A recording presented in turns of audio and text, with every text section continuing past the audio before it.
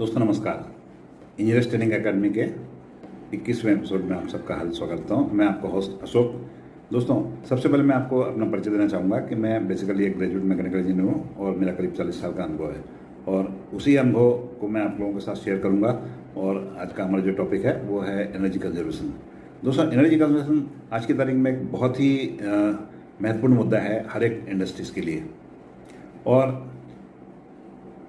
यहाँ पर मैं अप्रोच करने वाला हूँ, यूज़ करने वाला हूँ, वो थोड़ी दूसरों से बहुत ही अलग होगी, क्योंकि मेरा फोकस जो है वो एनर्जी कंजर्वेशन के लिए खर्च नहीं करके, बल्कि हम जो आपका जो एग्जिस्टिंग सेटअप है उसमें से हम कैसे बचत कर सकते हैं।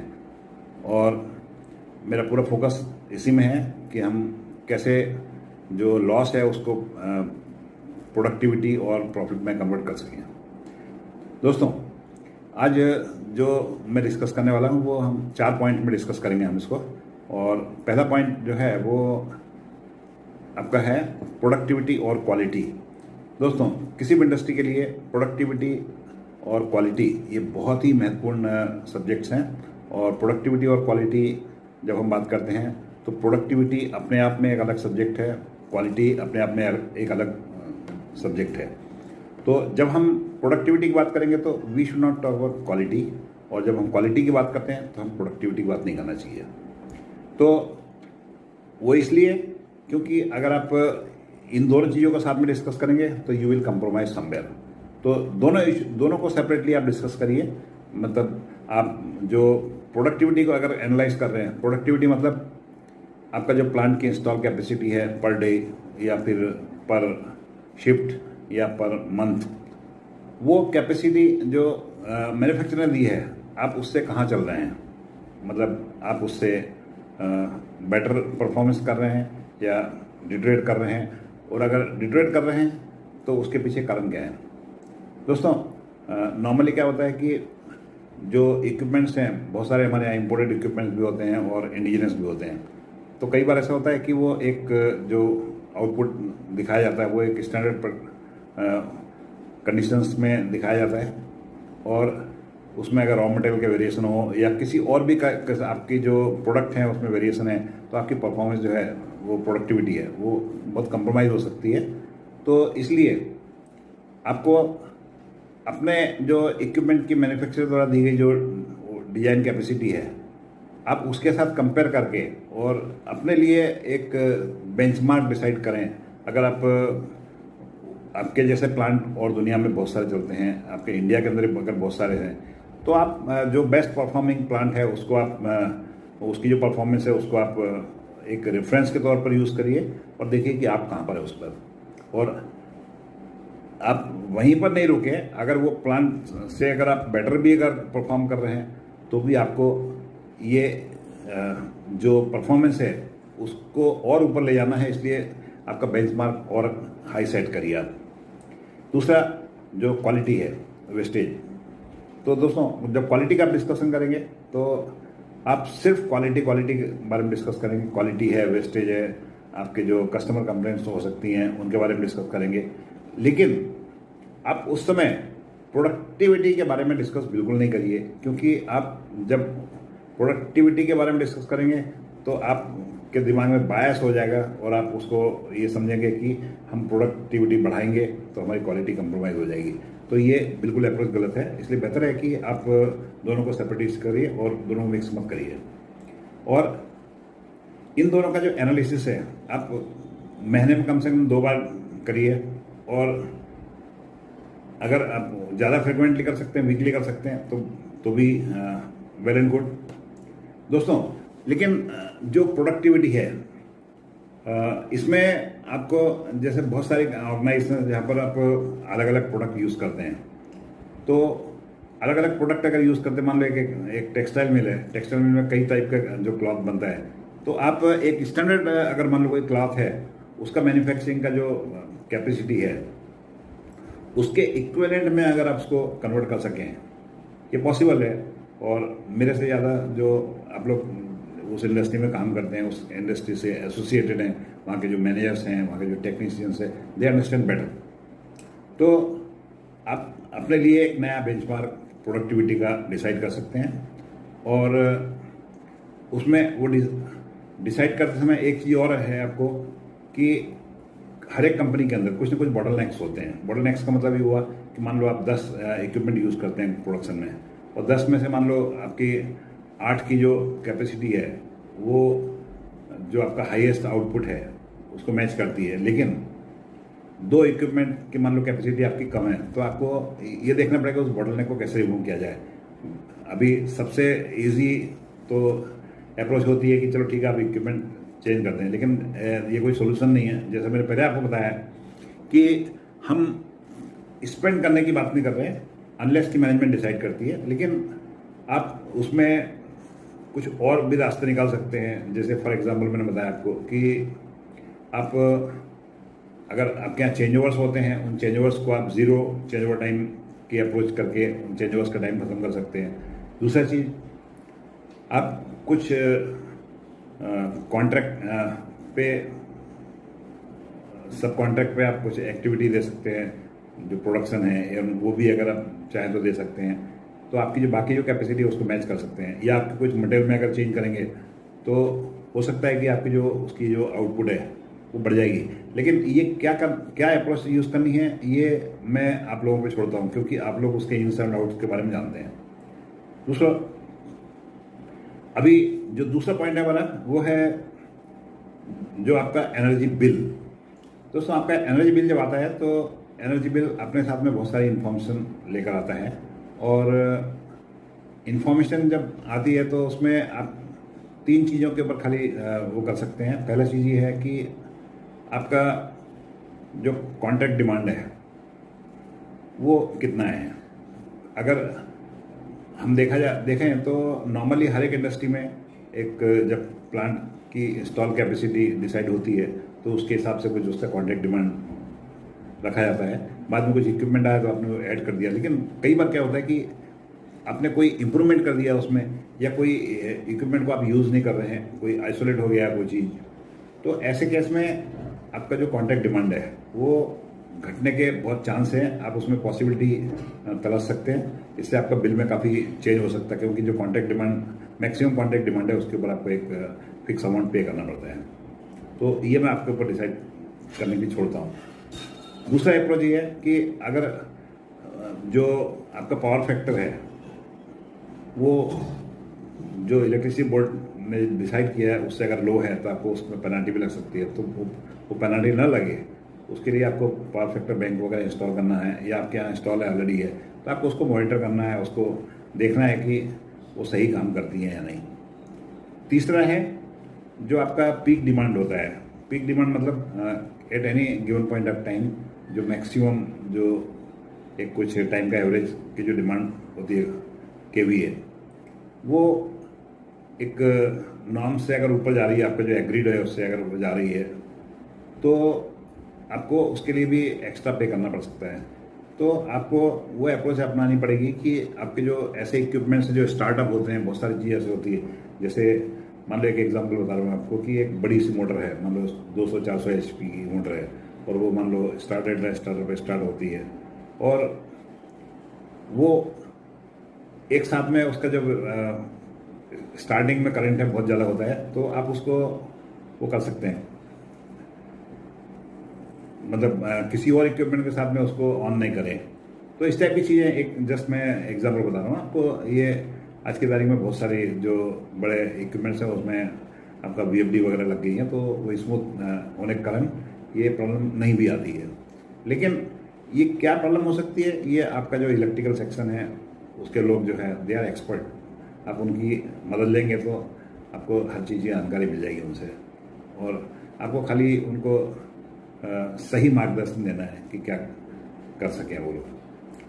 अभी जो हमारा तीसरा पॉइंट है वो है जो टॉप 5 पावर कंजम्पशन वाले जो इक्विपमेंट्स हैं उनका ऑपरेशन जो है उसको आपको ऑप्टिमाइज करना है। ऑप्टिमाइज का मतलब ये हुआ कि ऐसा नहीं है कि आप जो इक्विपमेंट यूज़ कर रहे हैं उसको सही तरीके से नहीं चला रहे हैं, ऐसा नहीं है, आप चला रहे हैं, लेकिन बहुत सारी चीज़ें ऐसी होती है कि आप डेलिबरेटली नहीं, लेकिन बाय लैक ऑफ नॉलेज आप उसको वो कर देते हैं। तो दोस्तों इस टाइप की चीज़ें मिस कर देते हैं। तो इस टाइप की चीज़ जो है उसमें जो मैं गिनाता हूँ, जो इक्विपमेंट्स आते हैं, वो है आपका कंप्रेस्ड एयर सिस्टम होता है, स्टीम हो सकता है, वाटर सप्लाई सिस्टम हो सकता है, और फिर एयर कंडीशनिंग रेफ्रिजरेशन हो सकता है, और उसके बाद में हीटिंग वेंटिलेशन। दोस्तों ये सब चीज़ें जो है, इनमें ऑप्टिमाइजेशन की जब हम बात करते हैं तो हम वन बाय वन अगर हम लेते हैं, तो जैसे मान लो कंप्रेस्ड एयर, तो नॉर्मली किसी भी प्लांट के अंदर आपको सुनकर सरप्राइज होगा कि एक अगर वो प्रॉपरली मॉनिटर नहीं करता है, जो कि कभी नहीं होता नॉर्मली कंपनी के अंदर, वहाँ पर 30 से 40% जो कंप्रेस्ड एयर है वो वेस्टेज होती है, लीकेज। तो दोस्तों आप इस चीज़ को बहुत सीरियसली ले सकते हैं, और अगर मंथली आप उसको टेस्ट कर सकें, उस टेस्ट करने का भी एक मेथड होता है कि आप कैसे उसको टेस्ट कर सकते हैं कि आपका कंप्रेस्ड एयर लाइन में से कितना लीकेज होता है, कितना मतलब यानी उसका जो लोडिंग टाइम है कंप्रेसर का वो बढ़ गया है।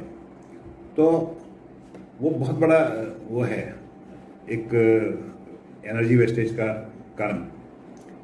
दूसरा कंप्रेस्ड एयर की एक हम बात करते हैं, तो कंप्रेस्ड एयर में दूसरा जो पॉइंट है वो है जिस प्रेशर के ऊपर हमारा कंप्रेसर ऑपरेट होता है, अगर हम उसको 7 kg पे ऑपरेट करते हैं, नॉर्मली जो ज़्यादातर इक्विपमेंट जो हैं वो 5, 5.5 मैक्सिमम 6 kg के आसपास में चलते हैं, लेकिन हम 7 kg इसलिए रखते हैं कि हमारा जो लीकेज वगैरह हो, उसके कारण आगे के जो इक्विपमेंट्स हैं उनमें चलने में कोई प्रॉब्लम ना हो। तो दोस्तों लीकेज वहीं पर फिर से इम्पोर्टेंट रोल प्ले कर रहा है। तो आप अगर लीकेज को बंद करते हैं तो आपका जो 1 kg प्रेशर आप उसको कम भी कर सकते हैं। फिर जो वाटर लाइन है, वाटर लाइन में कई बार ऐसा होता है कि जो आपके पंप है, जैसे मान लो आपका 50 मान लो 20 HP के मान लो 10 पंप चलते हैं आपके यहाँ पर, और 10 पंप में से मान लो 5 रेगुलर चलते हैं, 5 स्पेयर में हैं। तो दोस्तों कई बार ऐसा होता है कि ये जो पंप है आपके चलते हैं, लेकिन उनका एक्चुअल जो रिक्वायरमेंट है वो बहुत ज़रूरत नहीं होती कई बार पूरे उसके पानी की। तो ऐसे केस में आपका पानी जो है वो एंड तक, जहाँ पर जो पॉइंट है वहाँ तक आपका जा रहा है, और वो एनर्जी है उसकी वेस्ट हो रही है। तो अगर ऐसे केस, अगर मान लो आपको इन्फॉर्मेशन को शेयर करते हैं, आप उसको प्लानिंग के साथ ऑप्टिमाइज करना चाहते हैं, तो क्या होगा कि आप जो पंप हैं, नंबर ऑफ पंप्स कम कर सकते हैं। दूसरा चीज़, पानी अगर मान लो रिक्वायरमेंट कम है तो, और प्रेशर भी अगर कम है, तो आप कुछ पानी आपको रिसर्कुलेट भी कर सकते हैं, मतलब टैंक के अंदर वापस ले सकते हैं। तो उस केस में क्या होगा कि आपका जो पंप की जो वो है पावर कंजम्पशन वो कम हो जाएगी। अभी जो इंडस्ट्री के अंदर बहुत बड़े बड़े पावर कंजम्पशन के पॉइंट हैं वो ब्लोअर्स हैं। दोस्तों ब्लोअर फुल हॉर्स पावर पे चलता है, मतलब ऐसा नहीं कि वो उसकी आप कैपेसिटी कम कर लो तो लेकिन उसके लिए अगर आपको मान लो आप अगर ये देखते हैं कि अगर आपका काम चल सकता है, आप उसको एनालाइज करना पड़ेगा, ये पूरा सिस्टमेटिक साइंटिफिक तरीके से अप्रोच यूज़ करनी पड़ेगी। अगर मान लो आप उसको जो आपका रिक्वायरमेंट है उसको अगर कम कर सकते हैं, तो उसी फिक्स कैपेसिटी के ब्लोअर में आप उसका जो सक्शन है अगर उसको थोड़ा क्लोज करेंगे, आप उसके ऊपर जाली लगा के या किसी भी तरीके से आप उसको अगर कम करते हैं, तो आपका जो ब्लोअर का लोड है वो कम हो सकता है। क्योंकि कई बार क्या होता है, आपने देखा कि वो एक ही ब्लोअर की जो एयर है वो कई जगह पे यूज़ होती है, और ऐसे में अगर मान लो आपके वो सारे इक्विपमेंट नहीं चल रहे, कुछ इक्विपमेंट चल रहे हैं, और आपको ब्लोअर का जो रिक्वायरमेंट है जो वो अगर कम है, तो आप सिस्टमेटिक तरीके से, मैं ये नहीं बोल रहा हूँ कि आप ऑन एंड ऑफ करके कुछ भी आपके प्रोडक्ट को क्वालिटी को ख़राब कर दें या प्रोडक्टिविटी को ख़राब कर दें, लेकिन आपको ये एक सोची समझी अप्रोच यूज़ करनी पड़ेगी, और जो उसमें इन्वॉल्व लोग हैं उनको सही तरीके से जानकारी देकर, उनका फीडबैक लेकर और उनके साथ एक्सपेरिमेंट करके, ताकि आप किसी अनजानी प्रॉब्लम को फेस ना करें बाद में। लेकिन ये एक अप्रोच है जिसको आप यूज़ कर सकते हैं। फिर एयर कंडीशनिंग जहाँ पर यूज़ होता है, आप आप घरों में भी देखते हैं, कुछ लोग 24-25 डिग्री टेम्परेचर मेंटेन करते हैं, लेकिन उसकी ज़रूरत नहीं होता। मैं अपने घर में भी 27 डिग्री टेम्परेचर मेंटेन करता हूँ और मुझे बहुत कंफर्टेबल लगती है वो। तो ये अप्रोच है कि आप जो आप एयर कंडीशनिंग वेंटिलेशन में वो करते हैं, तो इससे आपके पावर कंजम्पशन में काफ़ी फ़र्क हो जाएगा। उसके बाद में लाइटिंग और ये चीज़ तो एक नॉर्मली जो सभी डिस्कस करते हैं कि ठीक है, आप जो लाइट्स हैं उनका सही यूज़ करिए, जब ज़रूरत ना हो तो बंद कर दीजिए, पंखे का भी ऐसे ही है। तो ये सब चीज़ें तो खैर वो होती हैं। दोस्तों, अभी जो हमारा जो चौथा पॉइंट है वो बहुत ही इम्पोर्टेंट है, और मैं उस पॉइंट को जब डिस्कस कर रहा हूँ तो मैं आप लोगों से चाहूँगा कि आपको माइंडसेट में चेंज लाना पड़ेगा। दोस्तों, माइंडसेट में कैसे चेंज, कि आप जो एनर्जी का बिल है आप उसको मंथली मत देखिए। आप उसको मंथली देखने के बजाय आपने कितना प्रोडक्ट बनाया है, और जैसे मान लो फॉर एग्जांपल आपने मान लो 1000 टन बनाया है और उसमें आपका एनर्जी कंजम्पशन जो है मान लो से 10,000 यूनिट्स हुआ है कंज्यूम। एक एग्जांपल होता है आपको। तो अगर वो सही जो आपने क्वालिटी प्रोड्यूस की है उतनी वो ओके बनी है, और उसमें आपने ये किया, तो आप उसको पर यूनिट जो है डिवाइड कर सकते हैं। मतलब यानी आप उसमें से नंबर ऑफ यूनिट्स डिवाइड करेंगे तो आपको पर पीस में या पर 100 के निकालना, तो उसके हिसाब से करें तो वो एक आप रेट निकाल सकते हैं कि इतने यूनिट बनाने के लिए हमको कितना पावर एक्चुअली कंज्यूम हुआ है। अभी ये जो अप्रोच है ये बेसिकली जो पहला एक पॉइंट था मेरा, उसके साथ मैं इंटीग्रल करके बोलूँगा आपको कि जो इक्विवेलेंट जो प्रोडक्ट का जो आउटपुट है उसको आपको कंसिडर करना है। क्योंकि आप इंडिविजुअल प्रोडक्ट का अगर आप वो करने जाएंगे तो जैसे मैंने बताया कि बहुत सारे अलग अलग टाइप के प्रोडक्ट हैं, तो आप उसमें जस्टिफाई नहीं कर पाएंगे। तो अगर बहुत ही कॉम्प्लेक्स सिचुएशन है तो आप may be number of products मान लो 10 हैं, तो आप 10 को कम से कम 2 या 3 में इक्विवेलेंट उसमें कन्वर्ट कर सकते हैं। कैसे करना है ये मैं आपके ऊपर छोड़ता हूँ, क्योंकि आपको बहुत ज़्यादा नॉलेज है अपने फील्ड में। तो दोस्तों, तो सबसे पहला मेरा यही कहना है अभी कि जो अप्रोच है हमारी उसमें हमको चेंज लाना पड़ेगा कि हमारा जो पावर कंजम्पशन है वो महीने में कितना आया है, या 15 दिन में कितना आया है, या पिछले महीने में कितना आया, अगले महीने में कितना आएगा, वो नहीं।